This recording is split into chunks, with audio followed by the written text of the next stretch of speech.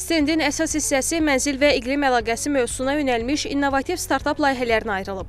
Universitetin tələbə və gənc tədqiqatçılarının hazırladığı 2 startap dayanıqlı şəhər mühiti, ekoloji təhlükəsizlik və ağıllı yaşayış sistemləri istiqamətində həllər təqdim edir. Layihələr həm texnoloji yenilik, həm də ictimai əhəmiyyət baxımından forum iştirakçılarının diqqətini cəlb edir. Universitet stendində eyni zamanda Naxçıvanın zəngin tarixi və mədəni irsi də nümayiş olunur.